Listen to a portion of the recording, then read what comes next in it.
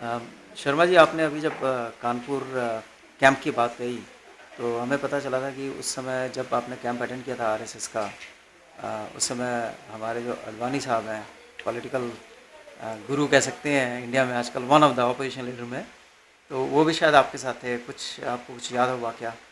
हाँ, उस वक्त का मुझे याद है।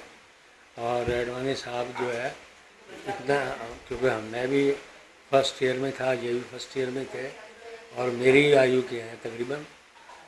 तो इतना खास 1-2 साल का फर्क होगा हमारा। तो कैंप के अंदर 40 दिन हम वहाँ नागपुर के अंदर कैंप अटेंड किया। और इतना ही मुझे याद है कि इनके माथे पे चोट लगी थी मेरे से।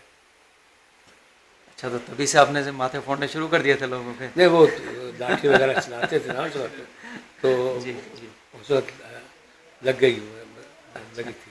अच्छा, दूसरी बात ये पूछना चाहते थे कि the relation between RSS and Congress, which is our ruling party at the moment, उनके आजकल तो रिलेशन बहुत अच्छे नहीं हैं, लेकिन उन दिनों में कैसे थे? मैं सोचता हूँ जहाँ तक कि उनका मकसद एक जैसा ही था, तो तब तक तो जनसंघ या जनता पार्टी या तो कहीं सिनेरियो में थी ही नहीं। तो उसके बारे में अगर आप कुछ बताना चाहें। जहाँ तक संघ का संबंध है, संघ के अंदर मेरे पिताजी हालांकि कांग्रेसी थे, लेकिन 2 बार वो प्रधान रहे, इसके संघ के प्रधान भी बने, अच्छा, मतलब लोकल एरिया के? लोकल एरिया के। 2 बार, हाँ, 2 समय हांसी जहाँ पे हास्य जगह प्रॉपर पे में। हिसार में है। हाँ, तो ऐसा विचार के अंदर, ऐसी कोई विचारधारा में उसको अंतर नहीं था, क्योंकि कॉमन एस गोल्स। गोल जो था एक, जो लाइफ का अचीवमेंट कहते हैं, दोनों के अचीवमेंट की आज़ादी थी। आज़ादी, और हाँ। दोनों का तरीका तकरीबन, वो यंग एलिमेंट को इफेक्ट करता था, आरएसएस आरएसएस का। जो है, और ये जो है ये पुराने लोगों को इफेक्ट करती थी कांग्रेस। तो यंग यंग एलिमेंट को इकट्ठा करने के लिए आरएसएस काम करता था। अच्छा अच्छा, उस समय तो मेरे ख्याल से कांग्रेस का कोई यंग विंग भी नहीं था, कोई यूथ विंग या इस तरह का कुछ भी नहीं नहीं था। कोई नहीं।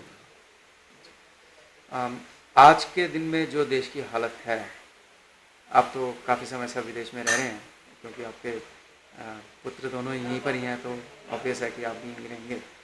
तो आज की तारीख में, आज की डेट में जो हमारे भारतवर्ष की हालत है, क्या कहना चाहेंगे आप? आपको कैसा लगता है कि भारतवर्ष की हालत, ये आपको ठीक लगती है, अच्छी लगती है या बुरी लगती है? आपके क्या विचार हैं इस पर? मेरे विचार में जो आज देश की हालत है, या आगे जो बनेगी, और वो बहुत अच्छी बनेगी। और आज जो बनी है, इसमें आरएसएस का इतना पार्ट नहीं है। ठीक है, वो अपना अपने अपनी जो स्थिति है आरएसएस की, उस पर काम कर रहा है। कांग्रेस अपनी जगह काम कर रही है, लेकिन जो देश की जनसंख्या है, या आम जो अचीवमेंट है दूसरी, वो ऐसी हैं कि इसको बहुत आगे ले जाएंगे। मतलब आपके कहने का मतलब आम लोगों की जो अचीवमेंट्स हैं। हाँ, ये तो विचार है, आरएसएस है या कांग्रेस है या और जो चीज़ें हैं, ये जो विचार हैं, ये विचार तो आदमी के चलते रहते हैं। विचार गतिशील होते हैं, गतिमान होते हैं, इनमें गति होती है, और विचार बदलते रहते हैं।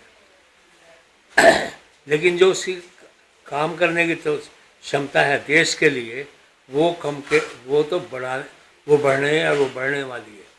वो बढ़ रही है और बढ़ने वाली है। तो इसका मतलब कहने का कि पहले कि हम इंटरव्यू ख़त्म करें आपसे, आप आशावान हैं कि भारतवर्ष और हाँ, तरक्की और तरक्की करेगा करेगा। और अच्छाई की तरफ जाएगा। बिल्कुल अच्छा जगह जाए।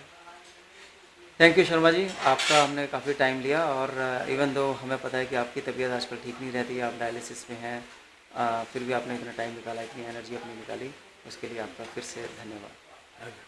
और आपको 26 जनवरी की मुबारक। अच्छा, आपको मुबारक।